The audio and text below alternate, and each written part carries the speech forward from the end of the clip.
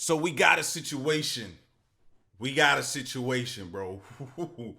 Hey, you know what? I'm just gonna read the title. We're gonna get right to it. It says, when he realized he helped kill his son. Hello, I need someone to tell me what's going on. Help me! Late in the night on June 5th, 2021, officers from the Woodbury and Oakdale Police Department in Minnesota receive a slew of 911 calls about a drive-by shooting that took place in a residential neighborhood at a high school graduation party. Dispatch begins notifying officers of a white Tahoe that is potentially involved. Multiple officers patrol the area, while others secure the scene of the shooting and gather information. Stay in your house. Hey, what house is this, guys? All right, hands. Show me hands. Show me hands. Don't move. Right here, this house. Okay, nobody move. Someone shot? Yes. Where? I don't know. Walk to me. Walk to me. We didn't shoot. Walk to me. Okay. Just follow our orders and we'll figure this out.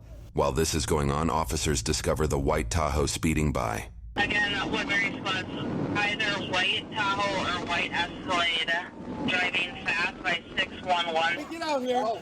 My house is full of people! 719, I need a lot of cars to the house. A lot of cars out. 576, I got a white SUV, northbound Century, high rate of speed, passing up Rafton. Everybody out, let's go. There's a baby. Okay, well, we need you out I here. need everybody to come out of my house! Everybody! After the officer clears the house, he continues to inspect the rest of the scene. Soon, officers will question them further on what happened. Right now, the main priority for officers involves capturing the suspect and ending the pursuit. 7131, I'm coming down 94, I'm almost to Century. Almost to 94. Westbound 94 from Century. 7131, I'll be behind him shortly. 7131 will be behind 76. Still high rate of speed, passing vehicles on the frontage road. Passing vehicles on the frontage road.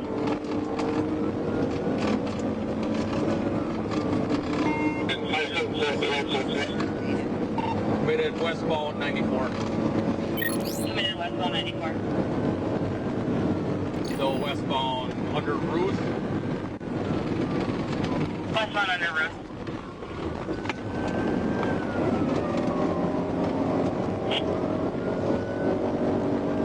He is pushing that Tahoe. Like, well, first of all, what are they driving? What are the police driving that they can't catch up to this Tahoe? And Tahoes go that fast? I ain't too familiar with Tahoes. Do they go that fast like that? Because he is pushing it. Still westbound, approaching 61, speed 120. Approaching 61, speed 120.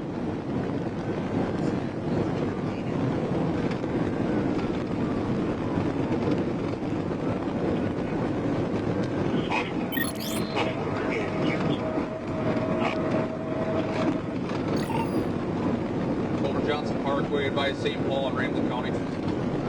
Over Johnson Parkway, we're advising on LTAC 1.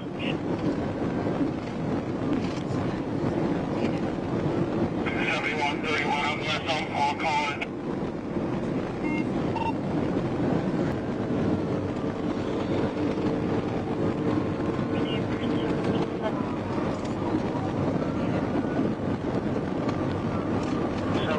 Approaching 52. Copy, approaching 52. 10-4.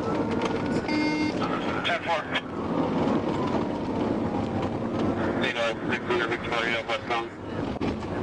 6 westbound at Victoria. And we're coming up to 35 east. Approaching 35 east. This is why you can't like outrun the police in a high-speed chase. Don't get me wrong. Some people have done it, but it's far and few in the ones that have done it, right? It's because they can constantly give information to other officers that could catch up. They could pass you off to other officers. It's just no way to possibly outrun these jokers. For the stop, was driving conduct, vehicles driving over 4 lanes of traffic, no signals, making erratic turns. Vehicle description.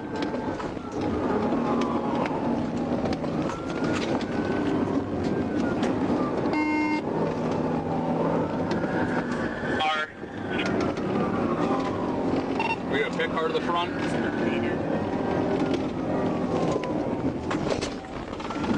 Need a pick car to the front. And we have a pin. We have a pin. We have a pin. Go ahead, pay that 12. Show me your hands. Keep your hands up now.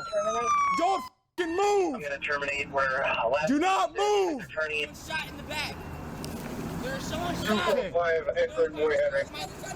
Don't move. I'll get you somebody.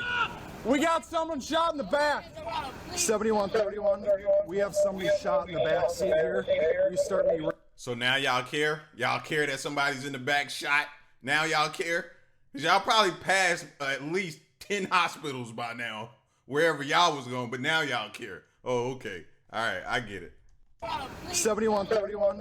We have somebody shot in the back seat here. You start me right from St. Paul.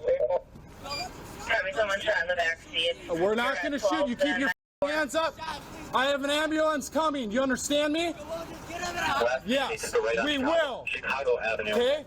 I want you to get out of the car. You. Looks like they let me crazy. Get on the ground! Get down! Get over here on the ground! Get down now! On the ground now! Driver, you crawl over to me. Yep, you crawl over and you get on that ground now. Jackson, we're serving an ambulance. Welcome to Jackson. Get on the grass. Right there. On the grass. Go to the grass. Go. Nobody did not do all of this in flip-flops. Like, that's diabolical. You did all of this in flip-flops, fam. People don't even dress for the occasion no more. That's crazy work. Right there. On the grass. Go to the grass. Go. Get down. Going out crossfire. I'm down. Please, my friend is shot in the back. Please help, please help, please help. Please help. I'll clasp your hands. Where's he shot at? I got a shot. Get hit. He's unconscious. All right. 14 years old. Please. Please get him in. You got his legs? Officers out west individuals. Is he breathing? I can't tell. I don't think so. Actually, we'll go your way. Yeah, he's got one in the back or two. Get him to the hospital. Yep. Stay him over there. Should I grab his arm? Yep. I got gloves on already, man. Sit up on the curb. Sit up. Stand up. Scoot back on the curb. Sit on the curb. You're good there. Hang tight for me, okay? I gotta just carry him, guys.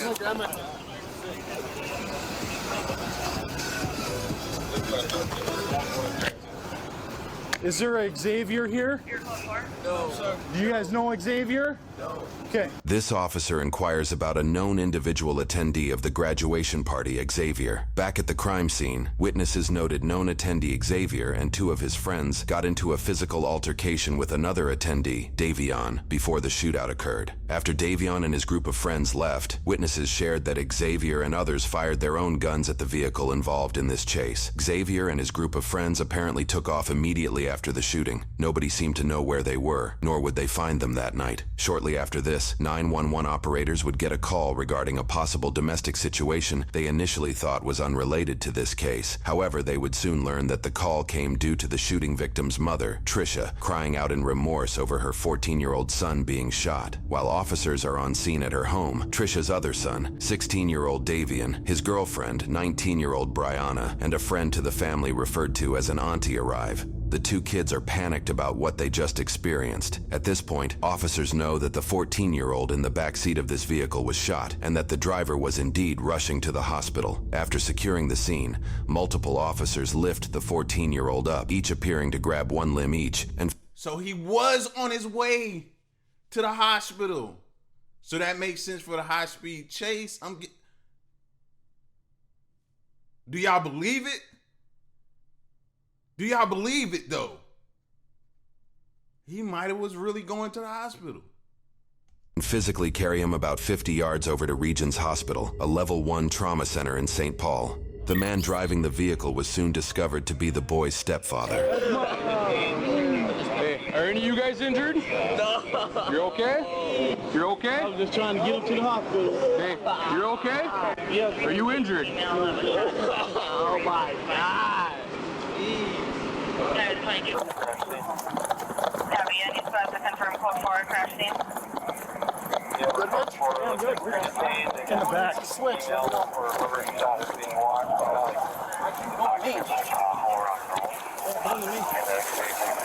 Switch out.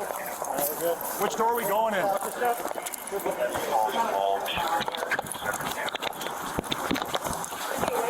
No. With LTAC 1, you'll fill the dispatcher. Officers soon questioned the other occupants of the vehicle and found the driver to be 35-year-old Keith Dawson, the stepfather of the 14-year-old shooting victim. He was traveling with his younger brother of 20 years, 15-year-old DeMarco, and a friend of DeMarco's, 15-year-old Michael. Simultaneously at Trish's house, officers questioned Davian and Brianna. They shared with officers that they were shot at after a physical dispute between Davian and another individual named Jaden Levon Townsend, 19, assisted by two other aggressors, Xavier Drew Hudson, 17, and Enrique Lucio Davila, 23. The story they told officers aligned with Keith's telling of the event that night, which we will cover in a moment. Officers then left Trish's home, likely due to the domestic dispute being resolved and questioning deemed complete. This leads us to the interrogation with Keith Dawson, who was just informed that his 14-year-old stepson, Damaris, did not survive his wounds. I can hang out here with Keith, okay? If you guys just want to hang out in the hall, because Adam's got two right down the hall that he's going to be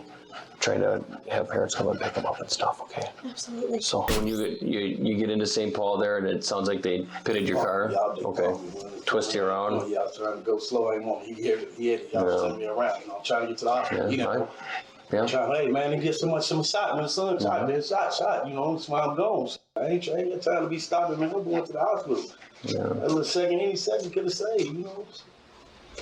The autopsy performed at a later date detailed that the bullet traveled through a lung and parts of his heart. I'm sorry, man. I'm so sorry. I'm trying to save it. I'm trying. I went to Woodbury Hospital. It was closed. I know. Man, try. I know. I listen to known looking at 40 years already. Got me for both. Jets. Told me, man, you need to go. We going to graduation party, man. That's what Michael said. Why? You don't do it. Man, have a good time. Oh, I know. I'm so sorry, Keith. Keith, before we start talking here, I don't know. I'm kind of coming in on the back end, and I've been talking to people and kind of have a good idea of what's going on here, okay? And I know that I understand the reason why you just kept on going to the hospital. Makes complete sense. They stopped me, called me, told me to come, man. They robbing them and stuff, and brother and stuff. Okay. Before we get into that, I know you're going through so much right now, but because I have... Yeah, we got to get into it, because I'm still trying to piece together. Some of y'all probably cheated and rewinded the video to hear the story again. I don't have that luxury. I could have did that, but I'm trying to piece it together. As far as I know right now, two crews, not crews or whoever you want to call it, got into it, a fight, which led to gunshots. And then some kind of way in the car, the stepfather here is taking him to the hospital, which turned into the high-speed chase. So when the cop was driving and saw him pass by, he was on his way to the hospital to try to get him there fast. That's where I'm at with it right now, where I'm thinking. But they got to give us some more or break it down better. Have you here, okay? I have to read your rights. I'm not saying you're going to jail, okay? But I have to read your rights because you're technically in custody, okay? So before we get into details, if you want to get into details, I got to do that, okay? You understand? Okay. Okay, Keith, right now you have the right to remain silent. Do you understand each of these rights I explained to you? Okay. Do you want to talk here today? You get charged with anything? I honestly, right now, I don't know. I'm going to shut the door here. You fled from police, and that makes complete sense to me, okay? So looking at this from where I'm at now, I can't say you're not getting charged. I couldn't given the circumstances, it's reasonable what you did, but I don't know. My plan is getting you home. Okay? Yes, sir. Okay. Do you want to talk? Yeah, I guess a couple of weeks before that, I guess they was telling me that they was having some money and some guys or something, but I don't know. Demarius was saying that? Demiris and Davion or whatever. Okay. I guess something with his older brother. I don't know why they messing with my kids or something, you know? Yeah. They don't be out on the streets or nothing like that. So he called me tonight. You know, I just got out the shower. He called, man, they trying to rob my brother, take his car. That he got rims and stuff. He's 16-year-old. You know, he got some rims on his car, nice car and stuff. And So when Demarius called you, so he was at the party. He called you. Yep. He's having problems. Yep, he called me. He said some guys at the thing trying to rob him right now. Did he say any names or anything? Ain't no name. He said something about some WAP or something like that. I don't know what that is. I heard him say something about some WAP or something. I don't know. Okay. What's that or whatever, but I heard him say something about WAP or something. Okay. Here, Keith mentions the aggressor, likely referring to Xavier, is part of the WAP. He probably means the Bad Side Mafia, aka WAP gang of the Twin Cities. According to the Pioneer Press, a criminal complaint surrounding Xavier's crimes as a juvenile indicated he was a known associate of the gang. His juvenile crimes included a robbery at gunpoint, where he shot at his victim as they attempted to flee in February of 2021. He was apparently given a conditional release from this crime on May 25th, 2021, 11 days before Damaris's killing. The fact that these young jokers is in gangs is just mind-blowing to me. Fam, you young, what are you doing? Bro, you can't even spell gang right now at your age, talking about you in some gang and you in it. What? If you don't, that's when you take your belt off and be wanting to beat one of these little jokers. Bro, if you don't get out of my face with that whole gang talk stuff, man, grow up.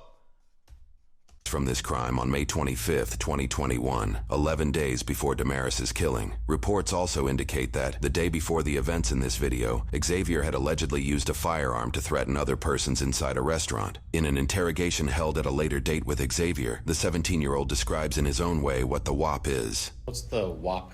W-O-P-P. What does that stand for? WAP? Yeah.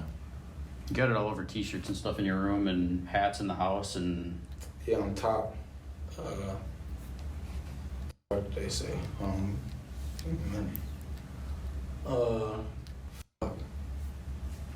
have no brain for it right now. But WAP and BSM are the same thing though. BSM? What's BSM? Bad Side Music. So I could be like on WAP, I could be like on the WAP, or I could be like on BSM. So it's like the group that you rap with? Yeah. Okay. So I'm coming trying to get there. By the time I got there, I pulled up and started shooting from both sides, you know what I'm saying? So when you got there, you saw this, you heard the shots? Yeah, when I got there, I pulled up, started shooting from both sides or something like that. And then I took off straight, just going straight, because I don't know where it's going. It's night, you know what I'm saying? I don't know where bullets coming from or whatever. Yeah. You know what I'm saying? She come through that way and coming out, you know what I'm saying? I don't know, I'm just going, you know, so I get to going fast, duck it down, trying not to hit nothing, and I'm like, there's a lot of people out there and everything. So as I'm going down that way, they must have coming behind me too. They be Demiris and them driving behind me. They shooting at them too. You know what I'm saying? So I guess when they shooting at them, by the time we got to the end, it's a roundabout, like a dead end thing. Now I don't know my. Was it like a park? Yes, a park down there. So I get right there. They get right there. I see them. I'm thinking this the dude and I'm finna start shooting, but that was David Demiris. And they tell me, Demiris shot, jump out. I grab him and put him in the Tahoe with me to try to hurry up and run him to the hospital. Me and DeMarco and Michael. Yep. We all jump in the car. He shot. Where? I don't know. I'm picking him up. I don't see no blood on me or nothing. Pick him up, throw him in the car. I'm flying. This scene that Keith shares here is captured during a 911 call. Starting date Saturday, June 5th, 2021, 22 hours 43 minutes 8 seconds.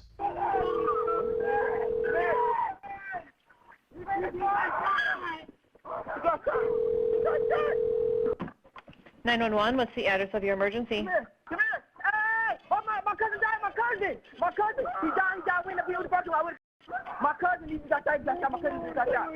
Your car is being, what is going on with your car? My cousin just got shot. Your car got, what's going on? We got to open the door. Hello, I need someone to tell me what's going on.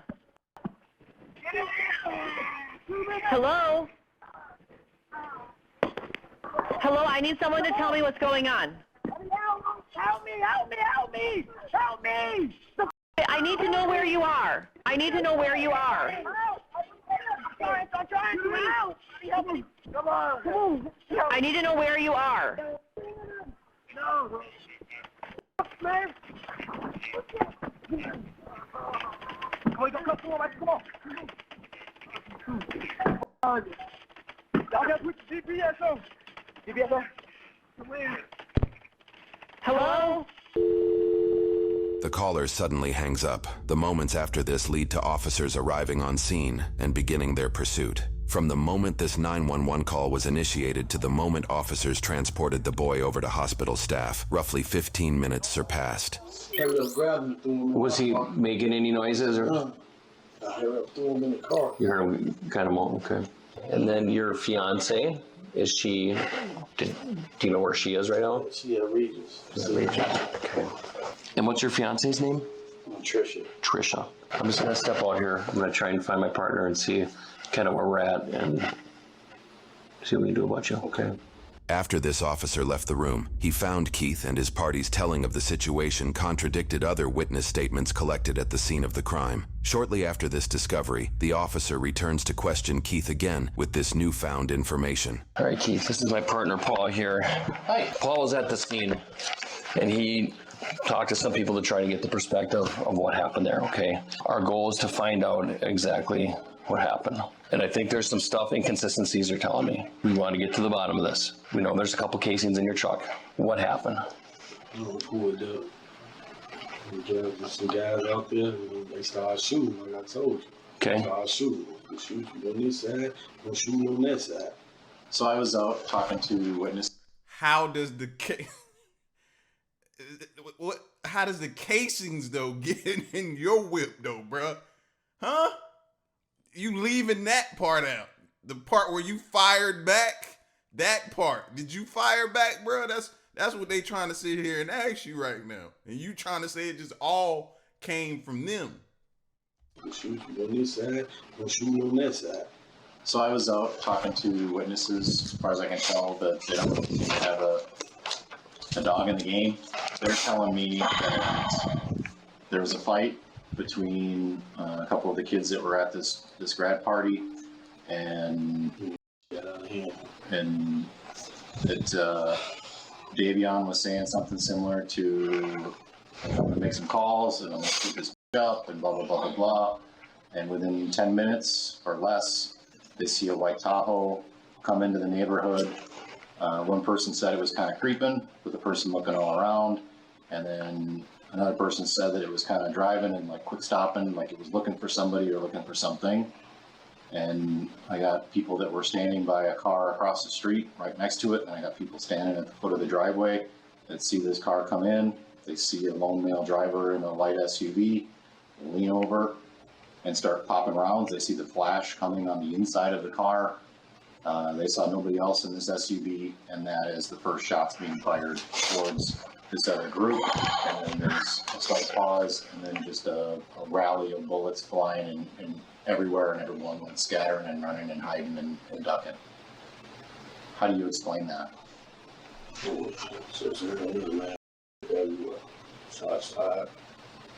Did you fire back? Yeah, I did. Okay. Five. I appreciate you being honest. Okay. Did you fire first? Yeah, five. You did? Those shots started firing, man. You heard shots and started firing, or did you? Shots just started firing. Okay. Did they start before you started, or did you start because there was some stuff told to you by people that were there that made you feel like you needed to react in a certain way to protect your family or to protect whatever? I was trying to rob and take my stuff from my kids and stuff. And stuff kept going on or whatever, man. Okay. So who fired first? Five first. You did? How does that resolve the conflict between your kids and these kids? Or was it just anger? Or? Anger, man. They keep. Where's the gun? Likely on the motion of what? Hold on, what did they? Keith's response was redacted by the court, likely on a motion by the defense.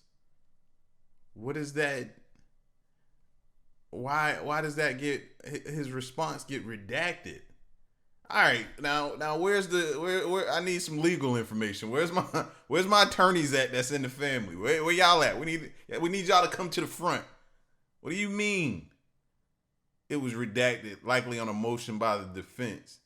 Was he coerced to? I don't feel like he was coerced to say that.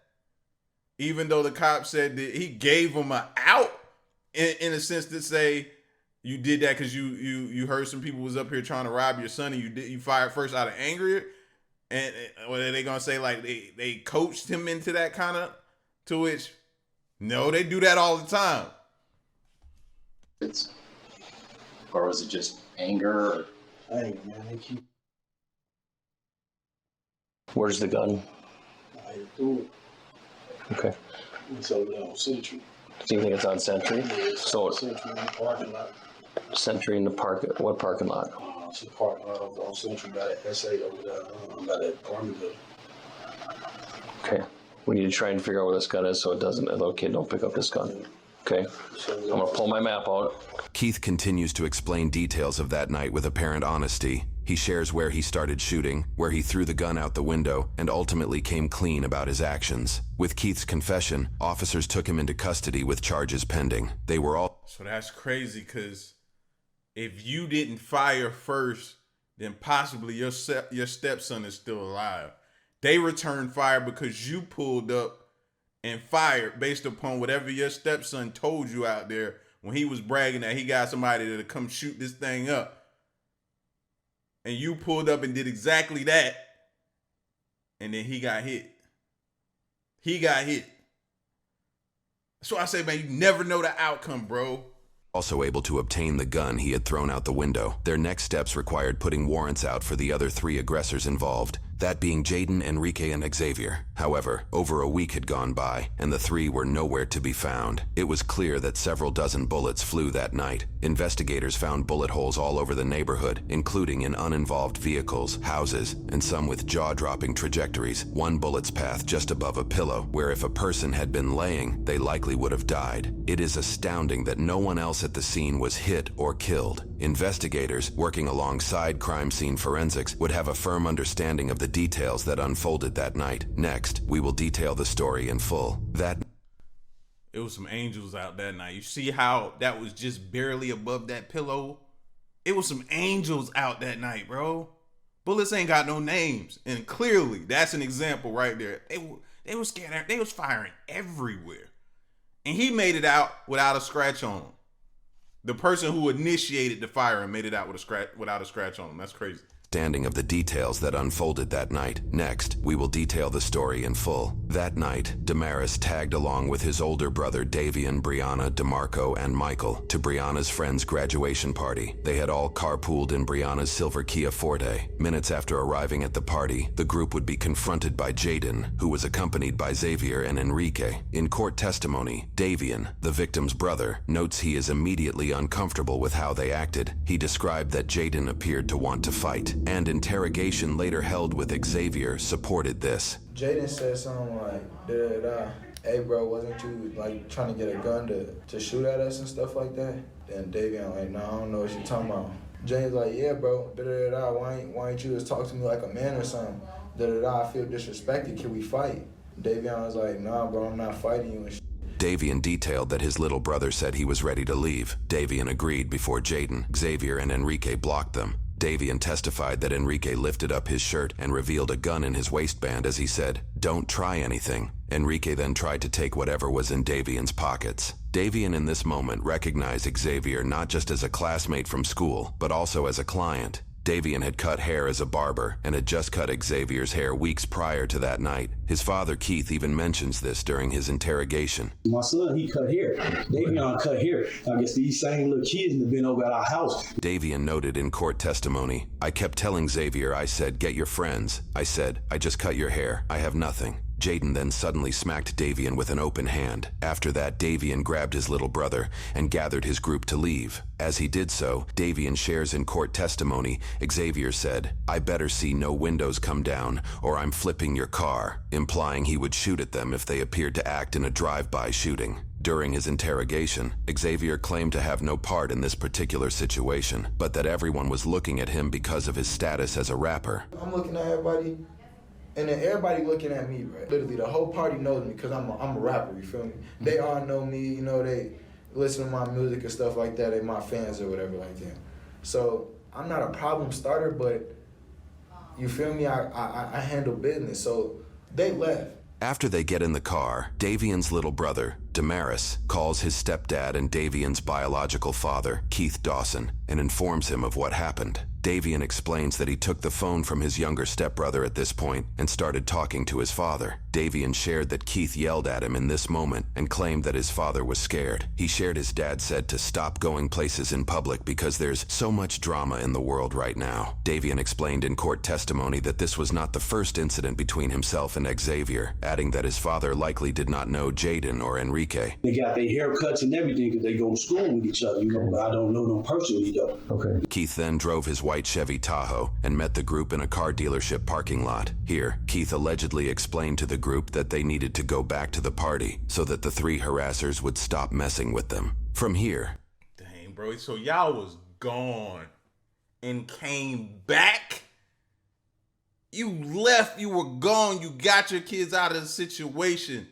You know what I mean? Let cooler heads prevail.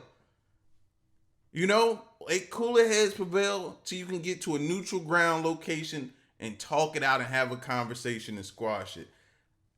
Anger is still there. Tempers are flaring. Emotions are high. Like everything is still at its tipping point. And you go back, then you was with it. You was at that point, you was with it because you was gone. Your kids are safe. You had just told them how it is, how violent it is in the world. Take them home. But no, we just gotta be, and I remember being that way, feeling like, you know what I mean? Somebody did something to your kids, but seeing a lot of these, that's why I say a lot of people should watch these videos, bro, because you can see how something can go wrong. And now you're gonna spend the rest of your life saying to yourself, what if I'd have just took them home? I wouldn't be going to jail, and the stepson would still be alive. Needed to go back to the party so that the three harassers would stop messing with them. From here, most of the story is known. Keith drove by the party in his Tahoe while Davian trailed behind, driving the silver Kia, which housed all of his peers. Damaris sat in the middle back seat of the car. Next, Keith would shoot at the three aggressors while they were outside their Dodge Durango. Enrique would immediately start firing back, using the gun in his waistband. Xavier ran to the wheel well of his girlfriend's car, where he stashed his pistol and laid down on the grass to return fire. Jaden, although the lead aggressor, did not fire a weapon. Over 40 bullets flew that night. Then Davian screamed for the passengers to duck as he tried to drive away from the scene. In this moment, Damaris exclaimed that he had been shot and that he couldn't breathe. When Davian turned around to look at him, he shared that Damaris's head slouched over and his brother looked lifeless. According to reports, this would be the only bullet that struck a person. Forensics shows that the bullet traveled through the back license plate of the silver Kia and through the back seat before hitting Damaris. He was pronounced dead at 11:12 that night. Davian swears in court that he and his peers... And that answers a question that I've had, you know what I mean? Because I would think the bullet would at least stop or misdirect. You know, you aiming at somebody at a car, like maybe the door would kind of slow it down, so if it did hit you, it wouldn't have much in it. That's a no. That's a no. And I guess it's because they make these cars out of next to nothing these days. So now it came through the license plate and hit, bro, in the back, sitting in the middle. He was pronounced dead at 11:12 that night. Davian swears in court that he and his peers did not know Keith had a gun in the car, nor that he was going to shoot at their aggressors. This is despite witness statements that night claiming he had threatened to get the place shot up. This led to Davian honking his horn to get his father's attention so he could pull over, where they transferred Damaris from the Kia to the Tahoe. We know where Keith, Damaris, DeMarco, and Michael went that night. Davian and Brianna went a different direction in their Kia. They attempted to drive back to his mom's house. house. In a witness statement, Brianna shares that they were chased by the Dodge Durango they believe to be driven by Jaden with Xavier and Enrique as passengers. Davian shares that he sped and ran red lights on the way. Trying to lose track of them, they take another route, leading them to his aunt's house. This account may or may not have been driven by fear or paranoia, however. Other police reports contradict that the three aggressors drove off in the Durango. Rather, Xavier, his girlfriend Alexis, Enrique, and others got in her red Honda Civic and were followed by Jaden in his Durango, where they stopped at a gas station and then went to Xavier's home. Because Xavier had a juvenile criminal history, officers were already familiar with him and his address and attempted to extract him from his home that night. Though officers were not able to find him, Xavier shared a surprising revelation about where he was that night. So you were still kind of in the area when Oakdale PD showed up at your house? Oh, I was like, I watched everything happen. Like, I watched them surround my house 4 times. Did you stay there all night and watch it? Near, I heard like them say my name. Okay, that's probably with the big giant armor tank looking thing or whatever. Yeah, there's 3 of them. Brianna and Davian, believing they presumably lost their assailants, entered his aunt's home and informed her of the situation. From there, she drove them in her car to Davian's house and discovered police were already there questioning his mom, who had already been informed her other son was shot. That night, Davian and Brianna's story aligned with the first account Keith told. The following morning, the pair were questioned again and were informed that Keith told the whole truth, prompting them to do the same. The incident occurred on the night of June 5th, 2021. The report much of this information was extracted from was written on June 10th. The 3 initial harassers, Jaden, Xavier, and Enrique, were still at large at that time, their whereabouts unknown. In the days after the shooting, it was discovered that Xavier fled the state of Minnesota, traveling all the way to Florida. He was assisted by his mother, Susan Blood, and his girlfriend, Alexis Moore. On June 15th, 10 days after the shooting, the vehicle they were traveling in was discovered coming back through Wisconsin. It was apparent that Xavier changed his appearance by cutting his hair short. Officers followed them into Minnesota, where they shut down Interstate 94 and apprehended the 3 of them. After his apprehension, officers investigated the search histories of Xavier and Susan's phones. The findings alluded to fleeing and hiding. Within hours after the incident, Susan searched hotels near me. Other searches made on their way to Florida included, how do you get to Mexico? What do you need to cross the border? And can police trace iPhone? On the way back into Minnesota, they were searching for flights that went from Minnesota to Texas, implying he may have continued to run if he was not apprehended. On June 16th, court documents indicate Jaden turned himself. You done got your whole family caught up in this thing, man. Not just you. Not everybody got to pay for this whole situation, bro. Nah. Don't do that.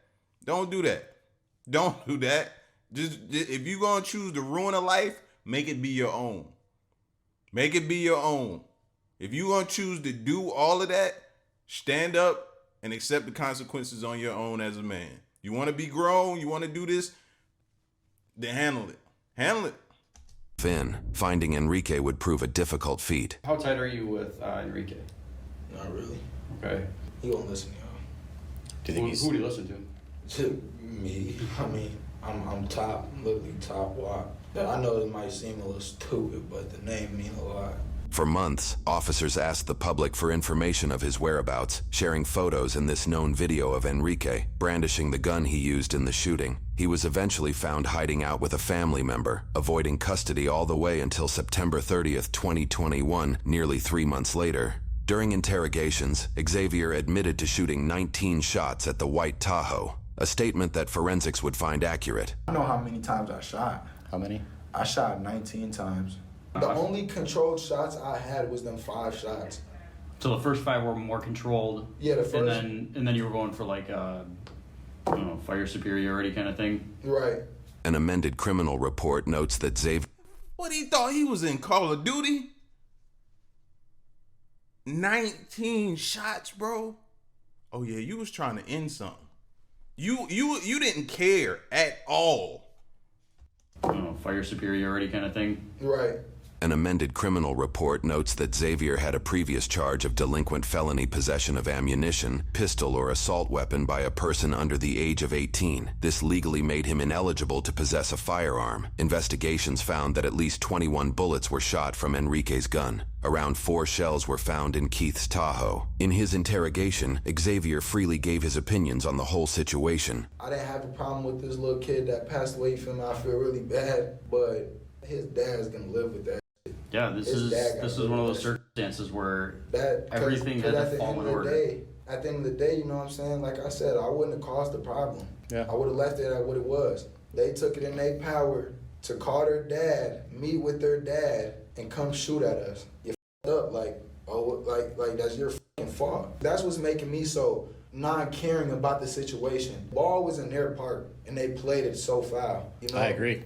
It ended up in a little boy's life being taken. That is tragic. He could have left it alone. He should have been the grown man he's supposed to be and left it alone. But we started a gun battle in the middle of a residential neighborhood that left 1 kid dead, a bunch of houses shot up. Just wish I would have stayed home. I didn't go there with any intention to hurt anybody. I didn't mean to hurt anybody. I protected myself and my loved ones. I protected my girlfriend. I protected everybody at the party. Yeah. I'm like Superman. I'd have killed 4 more people for that's my life right there. That's my lifeline. Like I myself if I ain't had her. Alexis? Yeah, like that's my real life soulmate. Like I don't know, I wouldn't know what to do without her. Like I'd probably be crying right now if it wasn't real. I'd probably myself like dead serious. I need her in my life. Like people don't get that. You know, some people keep other people emotionally stable. She keep me emotionally stable. Whatever this time finna be, I could get through. Knowing that she finna be there when I get out. I wish it, you know what I'm saying, it wouldn't have been him. I wish the dad would have. I wish that boy that's in that stepdad, whoever's in custody, I wish he would have. That would have made me a little more, you feel me, comfortable. I'm not very uncomfortable right now just because of the whole situation. Like it wasn't my fault. Cause at the end of the day, bro, I talked to one of my lawyers already, and they was just telling me I'm good. I'm not worried about being charged with no 2nd-degree murder. Like, come on now. Cause real shit, like if I really wanted to, y'all wouldn't have caught me. Like dead serious, on my dead daughter, y'all wouldn't have caught me. I was away. But me just having the decency and understanding that things need to get in progress. So. All right, fam, you starting to use words like decency. Nowhere should the word decency be used in any of this situation. I get it, you fired back and blah blah blah. You still part of the problem. But to a certain degree, you wouldn't have returned fire if fire wouldn't have been slung at you. Correct. So we'll give you that. You know what I mean? But decency, I'm not giving you that, fam. I'm taking that one back, bro. Nah, we not going to give you that. Decency. Wow. Things could come to the light and I could plead my case on me not being a 2nd-degree murder. Today, 6 individuals were charged for crimes related to this case. 2 months after the incident, Xavier's mom, Susan, and his girlfriend, Alexis, were similarly charged for assisting Xavier in fleeing. While Alexis's past record is relatively clean, Susan has previous charges relating to forgery, identity theft, and property damage. For this case, they each faced 1 count of aiding an offender to avoid arrest and 1 count aiding an offender as an accomplice after the fact. Days after their arrest, Alexis posted a $25,000 non-cash bond, and Susan posted a $30,000 non-cash bond. Susan took a plea deal and was convicted of aiding an offender to avoid arrest. Her other charge was dismissed. She was sentenced to prison for 1 year, but that was stayed. Instead, she will serve 4 years of supervised probation, which will end in February of 2026. Alexis also took a plea deal and was convicted of aiding an offender to avoid arrest. Her other charge was dismissed. She will serve 180 days in jail, with the option of serving that time in home detention. She was also put on 4 years of supervised probation. Additionally, she has to pay a restitution of roughly $250 to the Minnesota Crime Victim Reimbursement Program. If all goes as planned, her probation will end in June of 2026. The stepfather, Keith, also faced numerous charges. This would not be Keith's first entanglement with the law, having faced numerous convictions in his past. These included charges related to a drive-by shooting, burglary, and possessing dangerous weapons as a prohibited person. He also has multiple charges related to theft of a motor vehicle and check forgery. His record starts back when he was 18 years old and shows roughly 10 years of prison sentences between 2004 and 2021. For this case, Keith was charged with 1 count of drive-by shooting, 1 count of possessing a firearm with a previously convicted crime of violence, and 2 counts of second-degree assault with a deadly weapon. After his arrest, he was given a $175,000 non-cash bail, which he posted 5 months later. He was subject to GPS monitoring, was banned from handling dangerous weapons, and was barred from contacting any victims or witnesses, except for the ones who lived in his home. Keith took a plea deal and was convicted of his drive-by shooting charge. All of his other charges were dismissed. In January of 2023, he was sentenced to 7 years in prison with 148 days of jail credit. Taking parole into consideration, he will likely not be out of prison until 2027. Jaden, the initial aggressor of the night according to witness statements, has no significant prior criminal history. After his arrest, the court offered a $500,000 conditional bail, but he would never take it. He faced 1 count of aiding and abetting second-degree murder without intent and 4 counts of aiding and abetting second-degree assault with a dangerous weapon. Jaden took a plea deal, which dismissed all charges save for 1 charge of aiding and abetting second-degree assault with a dangerous weapon. Over a year after the offense in June of 2022, he was sentenced to 3 years in prison with 371 days of credit for time served. He must pay restitution for a total of almost $25,000. Just over $8,700 is to be paid to 2 different claims of the Minnesota Crime Victim Reimbursement Program, and nearly an additional $16,000 is being paid to the victim's brother's girlfriend, Brianna, whose family submitted claims and victim impact statements regarding that night's toll on her life. Jaden has likely served his time at this point, but court records indicate he still owes nearly all $25,000 of restitution. Enrique proved to have a violent criminal history. He's been convicted of previous charges for assault, fleeing the police in relation to vehicle tampering, first-degree aggravated robbery, giving police a false name, and leaving the scene after causing an accident. For this case, he faced 1 count of aiding and abetting second-degree murder without intent and 4 counts of aiding and abetting second-degree assault with a dangerous weapon. Through investigations, it was found the bullet likely fired from Enrique's gun was the one that struck and killed 14-year-old Damaris. This was based off of analysis connecting the bullet to his firearm and DNA and video evidence linking the firearm to his possession over Xavier. He took a plea deal and pled guilty to 1 count of aiding and abetting second-degree murder without intent and 1 count of aiding and abetting second-degree assault with a dangerous weapon. His other 3 counts were dismissed. For 1 count of aiding and abetting second-degree murder, he was sentenced 20 years in prison with 946 days of credit. For second-degree aiding and abetting with a dangerous weapon, he was sentenced 3 years and 3 months, but this would run consecutively, making his total sentence 20 years. Needing to serve at least 2/3 of his sentence before being eligible for probation, he will likely be in prison until nearly 2038, when he will be 41 years old. He is also jointly responsible for the restitution applied to Xavier's case. Xavier, who was 17 at the time of the incident, held a juvenile record that reports say included robbery at gunpoint, along with alleged armed threatening and possible gang associations. The incident took place 2 months before his 18th birthday. This fact... I was just about to say, bro, you ain't even 18 yet, and you got a laundry list of charges and run-ins with the police already. Like, fam, was it no sports? You wasn't into sports. This all you was into in life? You ain't like video games. You ain't want to get a job. You ain't like, bro, all of this?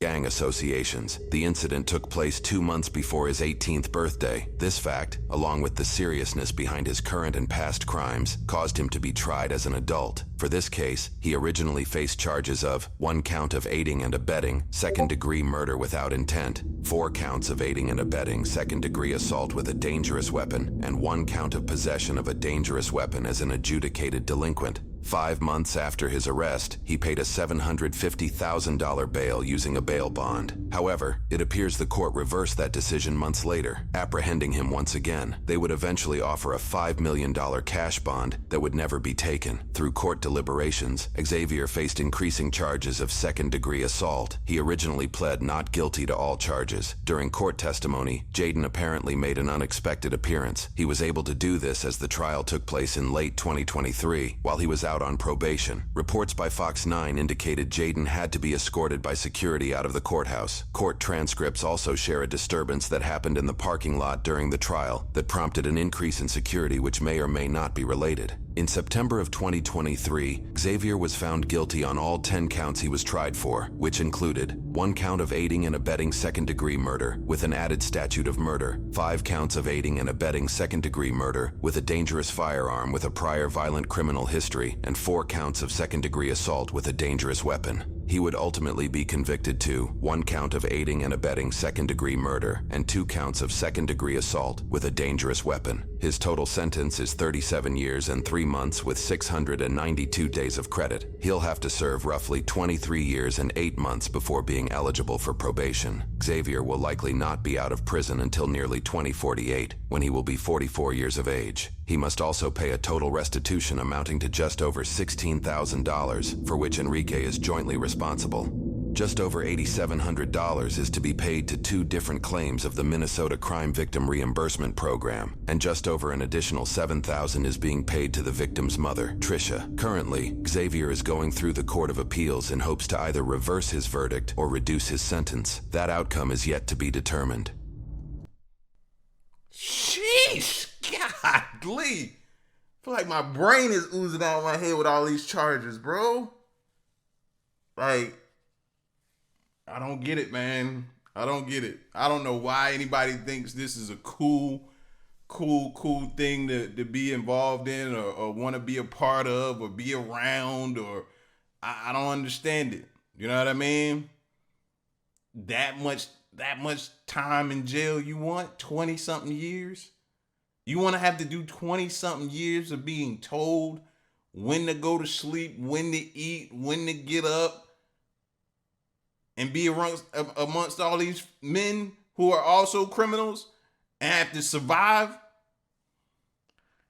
Obviously, people think that's dope. I can never understand that part. I can never understand that part. This is crazy, bro. Y'all be safe, though.